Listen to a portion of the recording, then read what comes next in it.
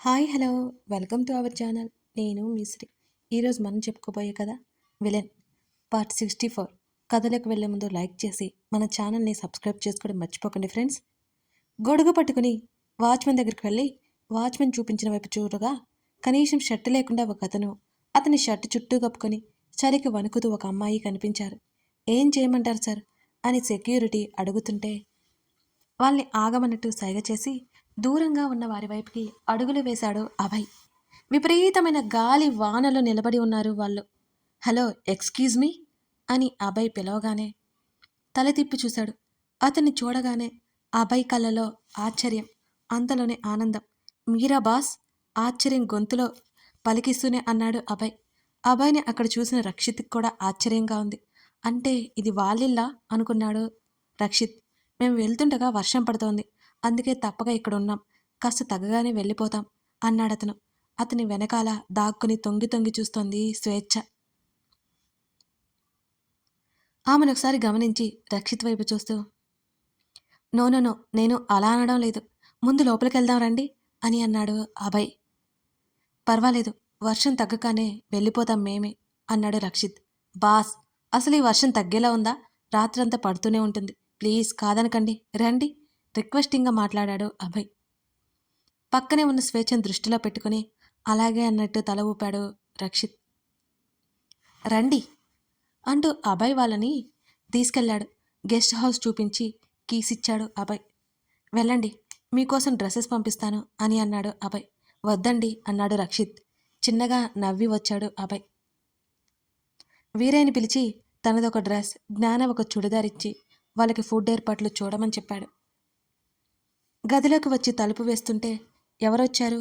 కనీసం కళ్ళు తెరవకుండానే అడిగింది జ్ఞాన. ఇప్పుడు జ్ఞానకి చెప్పడం ఎందుకు, ఉదయాన్నే చెప్పొచ్చులే అనుకుని ఎవరో ఇద్దరు వర్షంలో తడుస్తుంటే అవుట్ హౌస్లో ఉండమని చెప్పాను. వాళ్ళు వద్దన్న నేనే బలవంత పెట్టాను. అతనితో పాటు ఒక అమ్మాయి కూడా ఉంది అంటూ ఆమె పక్కన కూర్చున్నాడు.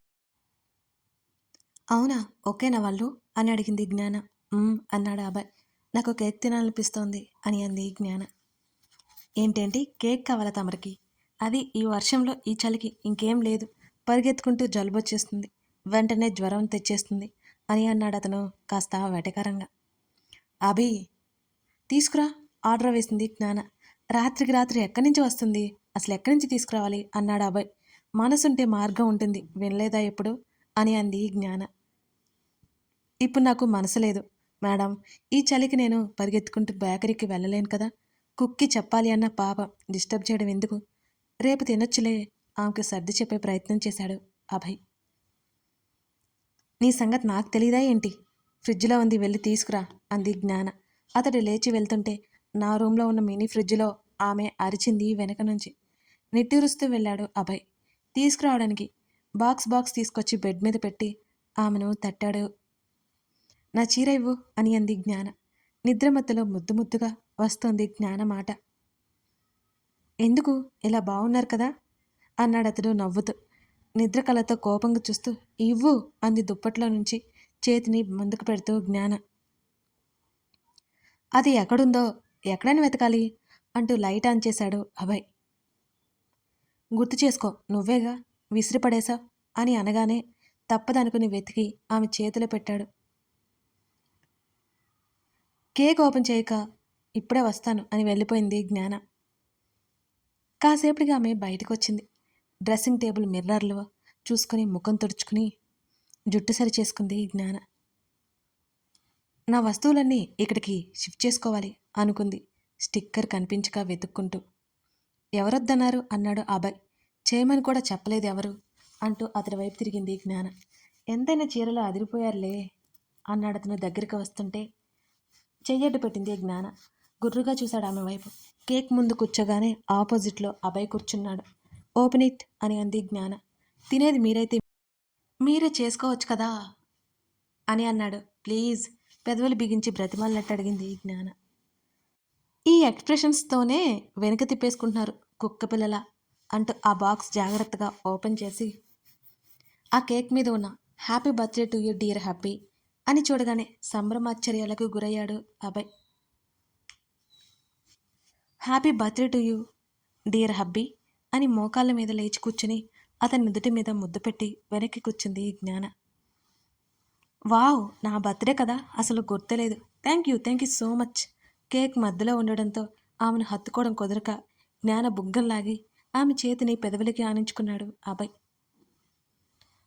కట్ చేయి. అప్పటికే కేక్‌ని ఫోటో తీసింది జ్ఞాన. కేక్ కట్ చేసి పెద్ద పీసు ఆమె పెదవుల మధ్య పెట్టాడు అభయ్. తినొద్దు అరవడంతో అలాగే ఆగిపోయి అతని వైపు అయోమయంగా చూసింది జ్ఞాన. కేక్ తీసి పక్కన పెట్టి ఆమె దగ్గరగా జరిగి అన్‌రొమాంటిక్ ఫెల్లో అంటూ అతను ముందుకు రాబోయేసరికి అభయ్ ఆలోచన అర్థమై గబుక్కున కేక్ తినేసింది జ్ఞాన. చీటింగ్ ఇది అన్నాడు అభయ్ ఉక్రోషంగా. ఆ టైంలో అభయ్‌ని అలా చూస్తుంటే నవ్వాగలేదు జ్ఞానకి. పొట్ట పట్టుకుని మరీ నవ్వుతోంది అభయ్ అలా అనగానే. తప్పించుకోలేరు మిసెస్ జ్ఞాన ప్రసూనాంబ అని విలన్లా నవ్వడానికి ట్రై చేశాడు అభయ్. కానీ ఆ ఫేస్‌కి క్యూట్‌నెస్ పోలేదు. సో స్వీట్ అంటూ అతని బుగ్గలాగింది జ్ఞాన. ఆమె బుగ్గలు వత్తిపట్టి నోట్లో కేక్ పెట్టేసి ఆలస్యం చేయకుండా దాన్ని అందుకున్నాడు. గింజుకుంటున్న జ్ఞాన చేతులు పట్టేసుకున్నాడు మిస్టర్ క్యూటీపై. కాసేపటికి నెట్టేసి కేక్ గుప్పెట్లో పట్టుకుని అతని ముఖమంతా రాసేసింది జ్ఞాన. నా గ్లామర్ పోతుంది అరిచాడు అభయ్. ఏం పర్లేదు, నీకు ఆల్రెడీ పెళ్ళయింది గుర్తుపెట్టుకో. అతని మీదకు చేరి మొత్తం రాసేసింది జ్ఞాన. మాకు స్వేచ్ఛ స్వతంత్రం లేకుండా పోతుంది అంటూ జ్ఞాన ముఖాన్ని పట్టి అతని ముఖాన ఉన్నది రుద్దేశాడు అభయ్. ఈడియట్, దీన్ని తోముకొని కూర్చోవాలంటే కష్టం అంటూ ఆమె అటూ ఇటూ కదులుతోందే ఆమె శరీరానికి పూసేశాడు అభయ్. బర్త్డే రోజు కూడా జ్ఞాన చేతులు తిట్లు తన్నులు తింటూనే ఉన్నాడు అతను. వారి నవ్వులు ఆ గదిలోనే ప్రతిధ్వనిస్తూనే ఉన్నాయి. వారి నవ్వులకి గుర్తుగా బోల్డన్ని ఫోటోలు వారి సెల్ ఫోన్ కెమెరాల్లో బంధించబడ్డాయి. కానీ అవి ఎంతకాలమో మరి.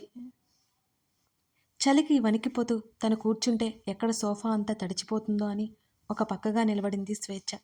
వారి బ్యాగ్లో బట్టలు కూడా వాళ్ళతో పాటు తడిచిపోయాయి పూర్తిగా. వీరయ్య తలుపు కొట్టడంతో వెళ్ళి తలుపు తెరిచాడు రక్షిత్. తల మీద ఉన్న గొడుగు పక్కకు పెడుతూ చిన్నబాబు గారు ఇచ్చిరమ్మన్నారు అంటూ ఒక కవర్ అందించాడు వీరయ్య. ఏంటది అన్నట్టు ఆ కవర్ వైపు చూశాడు రక్షిత్. తనకు చెప్పిన పని చేసి అక్కడి నుంచి అతను వెళ్ళిపోయాడు వీరయ్య. అప్పటికే అర్ధరాత్రి అయింది. ఆ కవర్ తెరిచి చూడగా టవల్స్ బట్టలు కనిపించాయి అందులో. అది గెస్ట్ హౌస్ అయినా మినీ ప్యాలెస్లా ఉంది అక్కడంతా. స్వేచ్ఛకి టవల్ అందించి కవర్లో నుండి డ్రెస్ బయటికి తీశాడు. ప్రైస్ ట్యాగ్ కూడా తీయని డ్రెస్ చూస్తుంటే కొత్తవే అని ఇద్దరికీ అర్థమయ్యాయి. గదిలోకి వెళ్ళి మార్చుకో అన్నాడు. బెరుకుగా చూసింది అతని వైపు. ఆమె కళ్ళల్లో భయం గమనించి పద అన్నాడు ఆమెతో పాటు అతను నడుస్తూ. అతని వెంట మెట్లపై నడిచింది స్వేచ్ఛ. అక్కడ చాలా గదులున్నాయి. ఒక గది తెరిచి చూశాడు.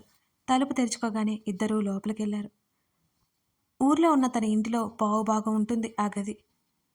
తన ఇల్లే పదిదనుకుంటే ఎంత పెద్ద ఇల్లు. ఎప్పుడు చూడలేదు స్వేచ్ఛ. బాత్రూమ్ ఉంది, వెళ్ళి మార్చుకో అన్నాడు ఆమె అలాగా చూస్తుంటే. ఇక్కడే ఉంటాను అన్నాడు అతను. మౌనంగా బాత్రూంలోకి వెళ్ళింది స్వేచ్ఛ. అలాంటి బాత్రూమ్ ఎప్పుడు చూడలేనట్టు కళ్ళప్పగించి చూస్తుండిపోయింది. వెంటనే తేరుకొని బట్టలు మార్చుకుంది. అదే మొదటిసారి తను సిటీకి రావడం. సిటీ ఇలా ఉంటుందని ఇన్ని రోజులు టీవీలోనే చూసింది. ఇప్పుడే మొదటిసారి చూస్తోంది స్వేచ్ఛ. తల తుడుచుకుంటూ బయటికి వచ్చింది. అప్పటికే బట్టలు మార్చుకుని కనిపించాడు రక్షిత్. వాళ్ళిద్దరూ బట్టలు తీసి పిండేసి బాల్కనీలో ఆరేసింది. మళ్ళీ కాలింగ్ బెల్ మోగినట్టుంటే ఆ గదిలో నుంచి బయటకు నడిచాడు. వడివడిగా అతని వెంట అడుగులు వేసింది స్వేచ్ఛ. వర్కర్స్ ఇచ్చిన ఫుడ్ ఇచ్చి వెళ్ళాడు. వాళ్ళు రక్షిత్కి ఎలా తెలుసో తెలియట్లేదు ఆమెకి. అడగాలని ఉన్నా అడగలేని పరిస్థితి తంది. ఉదయం నుంచి ఆమె ఏమీ తినలేదు అని అతనికి గుర్తుకొచ్చి భోజనం ప్లేట్ ఆమెకిచ్చి సోఫా చూపించాడు. మౌనంగా కూర్చుంది. కలుపుతోంది కానీ తినలేకపోతోంది స్వేచ్ఛ. తనకి ఇలాంటి పరిస్థితి వస్తుందని ఎప్పుడైనా కలగందా? కనీసం భోజనం లేని స్థితికి వచ్చేసింది తను. ఎందుకో తినబుద్ధి కాలేదు. కళ్ళ నిండా నీళ్లు నిండుకున్నాయి. ముద్ద నోట్లో పెట్టుకోవాలని కూడా అనిపించలేదు. నోటి వరకు తీసుకొచ్చినంత అన్నం ముద్దని ప్లేట్లోనే వదిలేసింది ఆమె. తిను, గంభీరంగా ఉంది రక్షిత్ స్వరం. ఆకలి లేదు ఆమె మెల్లిగా చెప్పింది. కోపం తెప్పించకుండా తిను అని అతను అంటుంటే ఏడుపు బలవంతంగా ఆపుతూ 4 ముద్దలు తినింది. ఇద్దరి ప్లేట్లు తీసి డస్ట్‌బిన్‌లో వేసేశాడు. వర్షం అప్పుడప్పుడే తగ్గేలా కనిపించలేదు. జోరున వర్షం, గాలి విపరీతంగా కిటికీలు టపటపలాడిపోతున్నాయి. "వెళ్ళి పడుకో" అన్నాడు. ఆమె ఏం మాట్లాడలేదు. అతను లేవడంతో అతని వెంట మెల్లిగా నడిచింది. వాళ్ళంతకు ముందు వెళ్ళిన గదిలో పెద్ద బెడ్డుంది. పడుకో" అక్కడున్న కుర్చీలో కూర్చుంటూ చెప్పాడు. బెడ్ మీద ముడుచుకుని కూర్చుంది. అతడేం మాట్లాడలేదు. కాళ్ళు ముందుకు చాపి కుర్చీలో వెనక్కి వాలి కళ్ళు మూసుకున్నాడు రక్షిత్. అతన్నే చూస్తోంది. చూస్తూ చూస్తూ అలసట కారణంగా కూర్చుని ఆమె నిద్రపోయింది. కథ కొనసాగుతుంది.